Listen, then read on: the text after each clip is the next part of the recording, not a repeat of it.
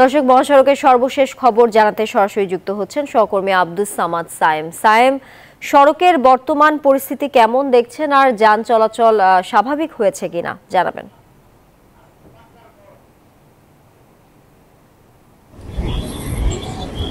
ধন্যবাদ। সকাল থেকে আমরা মহাসড়কের বাংলাদেশের পূর্বপার এলাঙ্গা পর্যন্ত 11 কিলোমিটার এবং পশ্চিম পার কিন্তু কড্ডার মোড় পর্যন্ত প্রায় 8 কিলোমিটারের দীর্ঘ যানজট ছিল, কিন্তু এই মুহূর্তে কিন্তু যানজট কমে গেছে। এখন কিন্তু বঙ্গবন্ধু সেতু টোল প্লাজা থেকে গোল চত্বর পর্যন্ত প্রায় যে 1.5 কিলোমিটার আছে, সেই কিন্তু যানজট রয়েছে। তাছাড়া কিন্তু মোটামুটি মহাসড়ক কিন্তু স্বাভাবিক রয়েছে। এই যানজট কমে গেলে কিন্তু যে সাধারণ মানুষ রয়েছে তাদের কিন্তু অনেকটা ভোগান্তি কমে যাবে। আমরা যতটা জেনেছি সকাল থেকে কিন্তু এক একটা গাড়ি কিন্তু এই ঠিক আসতে কিন্তু এই 6-7 কিলোমিটার আসতে 4 থেকে 5 ঘন্টা পর্যন্ত লেগেছে।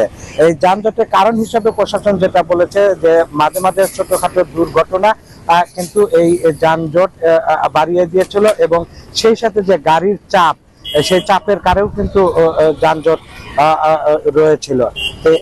এখন পর্যন্ত কিন্তু আমরা যেটা লক্ষ্য করছি যে সেতুর যে টোল প্লাজা থেকে যানজট রয়েছে এবং প্রশাসন সেই যানজট নিরসনে কিন্তু কাজ করে যাচ্ছে। এই অবস্থায় কিন্তু যারা এই যে ঘরে ফিরেছিল তারা কর্মস্থলে যাচ্ছে, যে ভোগান্তি মাথায় নিয়ে যাচ্ছে। যারা ট্রাকের ছাদে যাচ্ছে তাদের ভোগান্তি কিন্তু আরো বেড়ে গেছে।